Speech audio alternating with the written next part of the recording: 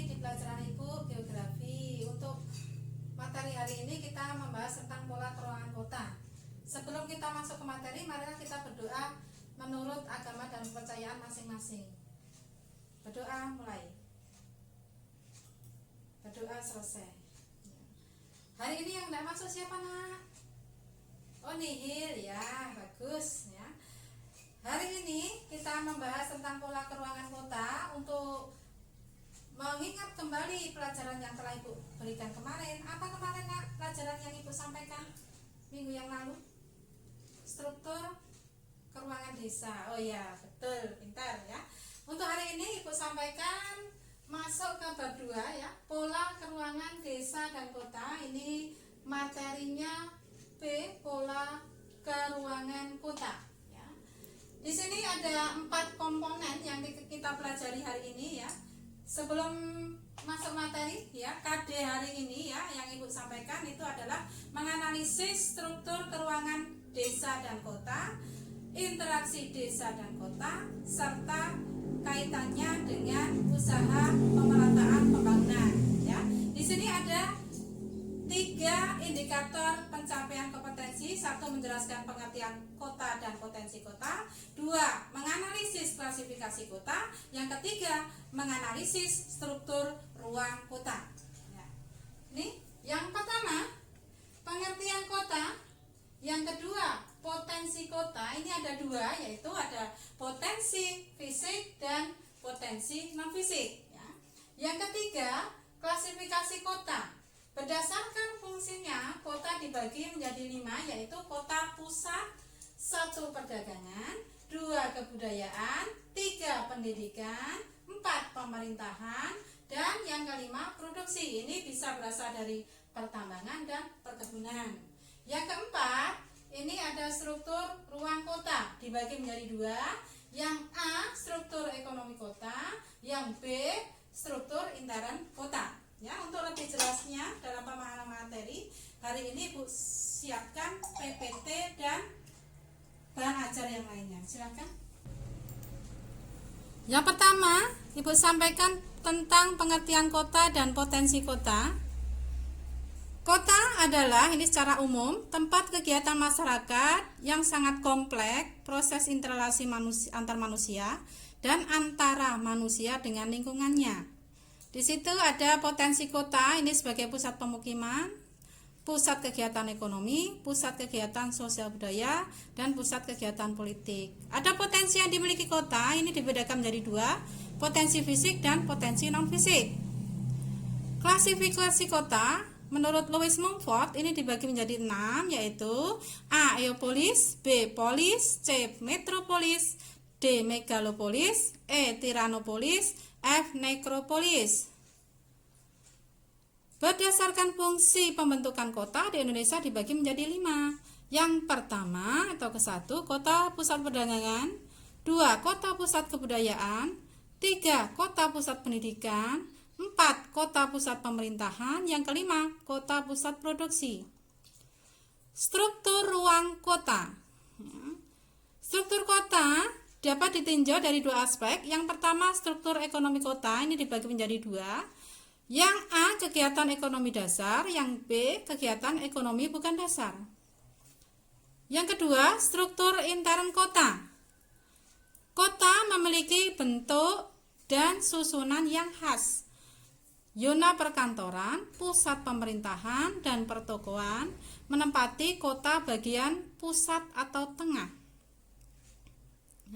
Di sini ada rangkuman teori struktur ruang kota. Ini ada klasifikasi teori klasik, teori neoklasik, teori perilaku, teori institusi, teori ketergantungan ya.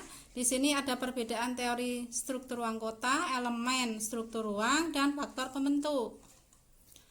Manfaat struktur ruang kota yaitu sebagai pola dasar wujud kota atau wilayah. Yang pertama, mengidentifikasi karakteristik wujud kota atau wilayah existing. Yang kedua, dapat mengidentifikasi akan masalah permasalahan kota atau wilayah. Yang ketiga, menentukan rencana pola pemanfaatan lahan. Yang keempat, menentukan rencana persebaran sarana. Yang kelima, menentukan rencana persebaran prasarana. Sebagai dasar analisis lain itu ada dua, yaitu evaluasi kota berkelanjutan, yang kedua evaluasi perkembangan kota.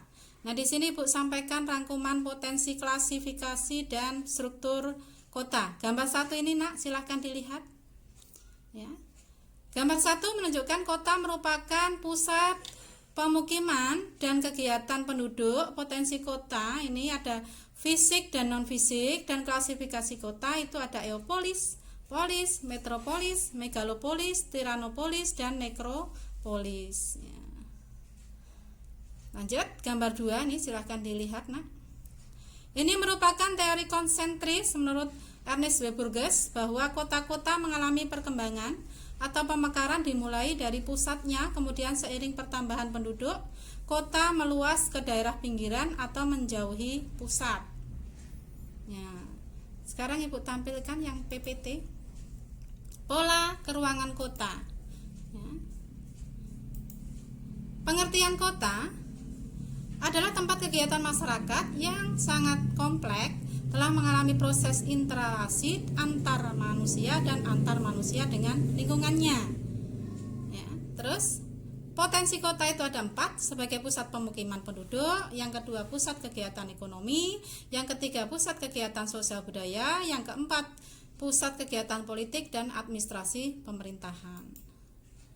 Secara umum potensi yang dimiliki suatu kota dibedakan menjadi 2. Yang pertama potensi fisik, yang kedua potensi non fisik. Lanjut. Ciri-ciri fisik kota di situ ada 4 ya. Pertama memiliki tempat untuk pasar dan perkotaan, yang kedua memiliki tempat parkir, yang ketiga memiliki tempat rekreasi, yang keempat memiliki tempat olahraga. Lanjut, potensi non fisik kota itu ada 4. Yang pertama potensi sosial, kedua potensi ekonomi, ketiga potensi politik, yang keempat potensi budaya. Berdasarkan fungsi pembentuk kota di Indonesia dibagi menjadi 5, itu ada pertama pusat produksi, itu ada pertambangan dan perkebunan.